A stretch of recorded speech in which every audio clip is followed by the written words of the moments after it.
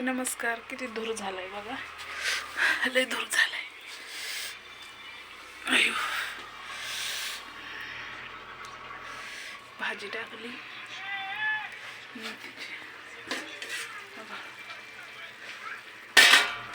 सकाळच्याला बी आताच्याला बी काय बरं वाटत नाही मला.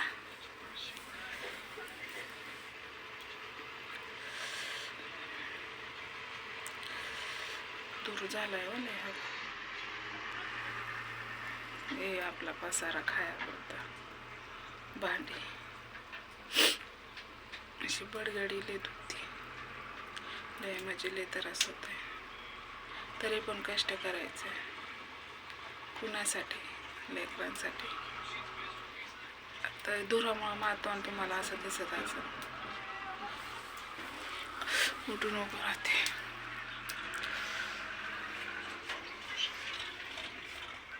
दरवाजा लावते.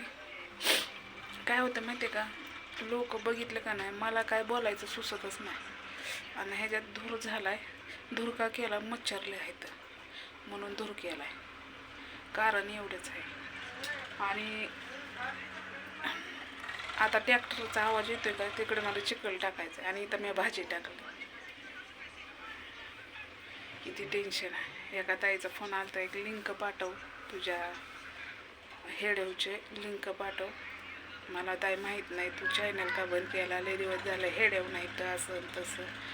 मग मी म्हणलं ताई, म्हणलं असा प्रॉब्लेम आहे म्हणलं माझा. मी जास्त म्हणजे प्रॉब्लेम पण आहे आणि वेळ पण नाही मला की मी त्या गोष्टीवर बोलू शकते. आणि त्या विषयावर मी तुम्हाला लिंक पाठवायसुद्धा मला वेळ नाही. 5 मिनटंसुद्धा वेळ नाही. तो ट्रॅक्टर आला चिखल खाली कराय, आता तिथं चिखल खाली करायचा. एकतरी टेन्शन आहे का डोक्याला? सांगा बरं. चौकून सगळ्या गोष्टी बघायच्या म्हणल्यावर लय अडचणी होते त्या. लय म्हणजे इतकं डिप्रेशनमध्ये जातं आहे का नाही माणूस.